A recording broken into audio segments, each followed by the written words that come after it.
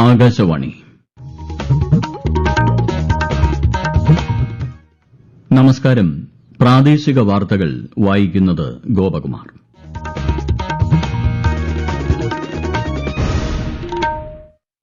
പ്രധാന വാർത്തകൾ.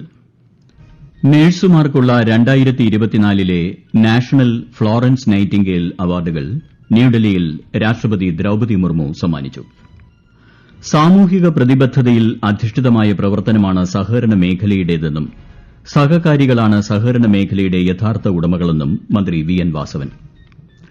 കൃത്യമായ നിയമ നയരൂപീകരണത്തിലൂടെ മലയാള സിനിമ സീരിയൽ രംഗത്തെ പൂർണ്ണമായും സ്ത്രീ സൌഹൃദമാക്കുമെന്ന് മന്ത്രി സജി ചെറിയാൻ. ഉപജീവനോപാധി കൂടി ലഭ്യമാക്കുന്ന രീതിയിൽ ജനോപകാരപ്രദമായ ഇടങ്ങളാക്കി കണ്ടൽക്കാടുകളെ മാറ്റേണ്ടതുണ്ടെന്ന് മന്ത്രി A K Saseendran. Asian champions trophy hockey ടൂർണമെന്റിൽ ഇന്ത്യ സെമി ഫൈനലിൽ. വാർത്തകൾ വിശദമായി.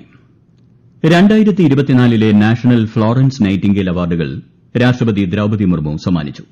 ഇന്ന് ന്യൂഡൽഹിയിലെ രാഷ്ട്രപതി ഭവനിൽ നടന്ന ചടങ്ങിലാണ് നഴ്സുമാർക്ക് അവാർഡുകൾ സമ്മാനിച്ചത്. 1973 കേന്ദ്ര ആരോഗ്യ കുടുംബക്ഷേമ മന്ത്രാലയം ഏർപ്പെടുത്തിയതാണ് നാഷണൽ ഫ്ലോറൻസ് നൈറ്റിംഗേൽ അവാർഡ്. നഴ്സുമാരും നഴ്സിംഗ് പ്രൊഫഷണലുകളും സമൂഹത്തിന് നൽകുന്ന സ്തുത്യർഹമായ സേവനങ്ങൾക്കുള്ള അംഗീകാരമായാണ് ഈ അവാർഡ് നൽകുന്നത്. സാമൂഹിക പ്രതിബദ്ധതയിൽ അധിഷ്ഠിതമായ പ്രവർത്തനമാണ് സഹകരണ മേഖലയുടേതെന്നും സഹകാരികളാണ് സഹകരണ മേഖലയുടെ യഥാർത്ഥ ഉടമകളെന്നും മന്ത്രി വി എൻ വാസവൻ. സഹകരണ മേഖലയുടെ കാഴ്ചപ്പാടനുസരിച്ച് പ്രവർത്തിക്കാനുള്ള മനോഭാവം ജീവനക്കാർക്കുണ്ടാകണമെന്ന് മന്ത്രി പറഞ്ഞു. വായ്പക്കാരോടും നിക്ഷേപകരോടും ഒരേ സമീപനമായിരിക്കണം സ്വീകരിക്കേണ്ടതെന്നും ഇടപാടുകാരുടെ വിശ്വാസ്യത നേടിയെടുക്കാൻ ജീവനക്കാർക്ക് കഴിയണമെന്നും മന്ത്രി പറഞ്ഞു.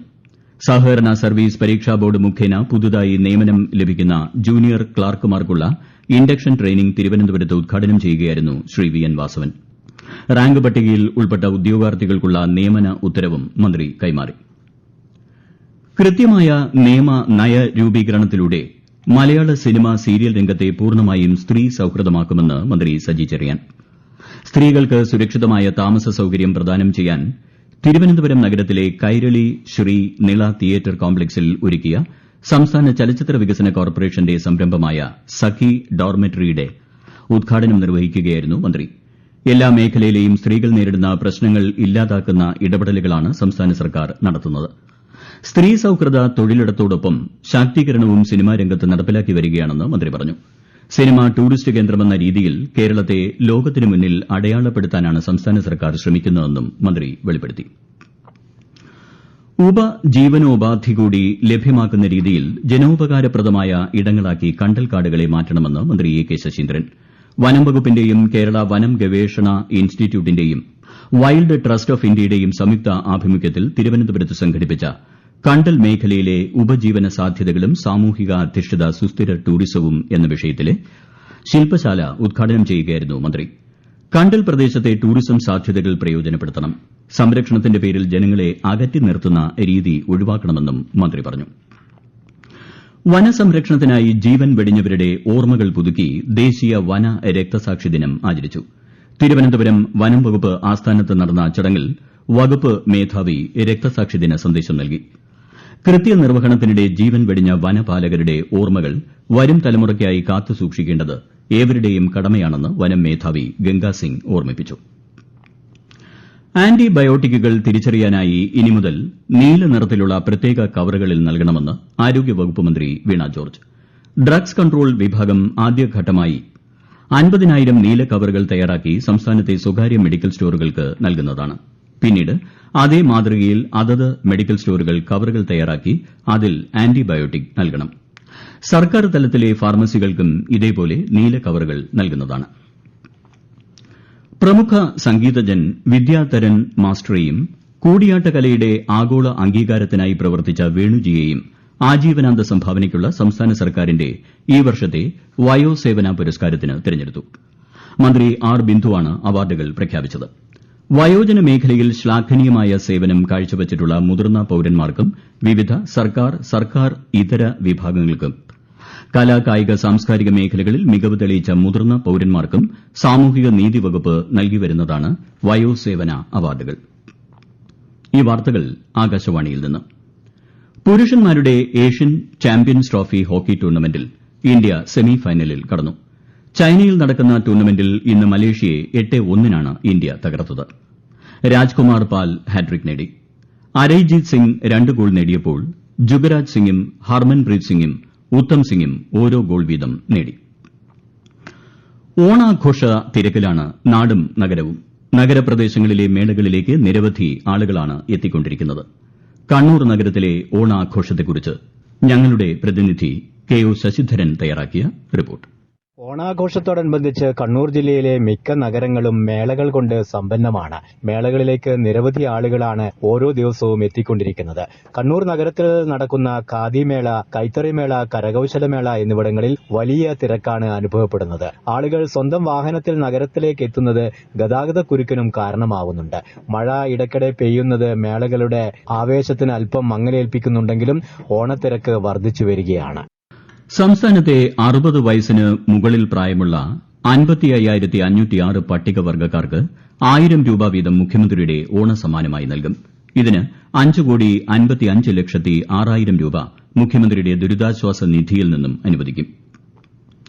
സംസ്ഥാനത്തെ ഹാരിസൺസ് മലയാളം പ്ലാന്റേഷനുകളിൽ ബോണസ് തർക്കം പരിഹരിച്ചു. തൊഴിലാളികൾക്ക് 8.33% തുക ബോണസും 0.77% തുക എക്സ് ഗ്രേഷ്യയുമായും നൽകുന്നതിന് തീരുമാനമായി. ലേബർ കമ്മീഷണറേറ്റിൽ ചേർന്ന തൊഴിലുടമ പ്രതിനിധികളുടെ യോഗത്തിലാണ് തീരുമാനം. ഓണക്കാലത്ത് പച്ചക്കറി, പലചരക്ക് സാധനങ്ങളുടെ വില വർധന തടയുന്നതിന്റെ ഭാഗമായി ഇടുക്കി ജില്ലാ സപ്ലൈ ഓഫീസറുടെ നേതൃത്വത്തിൽ മൂന്നാർ ടൌൺ, ചന്തകൾ, പരിസര പ്രദേശങ്ങൾ എന്നിവിടങ്ങളിലെ പച്ചക്കറി, പലചരക്ക് സ്ഥാപനങ്ങളിൽ മിന്നൽ പരിശോധന നടത്തി. സിവിൽ സപ്ലൈസ്, ലീഗൽ മെട്രോളജി, ഭക്ഷ്യ സുരക്ഷാ വിഭാഗങ്ങളിലെ ഉദ്യോഗസ്ഥർ പങ്കെടുത്തു. വിവിധ വകുപ്പുകളിലായി 52 കേസുകൾ രജിസ്റ്റർ ചെയ്തു. 82,000 രൂപ പിഴ ഈടാക്കി.